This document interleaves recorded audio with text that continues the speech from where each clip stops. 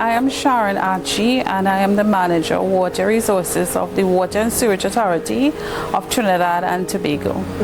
Why was it important for you to attend this workshop here? It was very important for me as the water sector representative of Trinidad and Tobago to attend this very strategic workshop. Because as you all know, IWRM is Integrated Water Resources Management, and integration means having that holistic and integrated relationship not only with our stakeholders in Trinidad and Tobago but also regionally.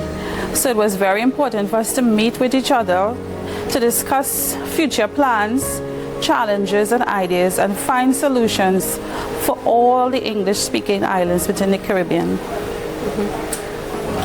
What stood out to me most as a water sector specialist was the fact that most of our islands are faced with similar climate change negative impact challenges, for example, drought and flooding. And these are some of the issues that are very important to us as water sector specialists when it comes to hydrology and water resources management.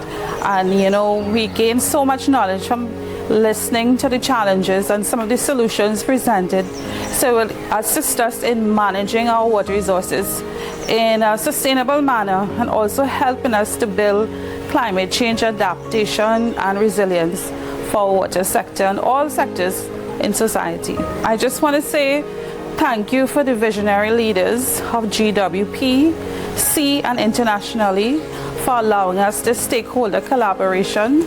It was very strategic, very relevant and very practical, especially, as I said before, our challenges with climate change and weather variability within the Caribbean and CSIDS.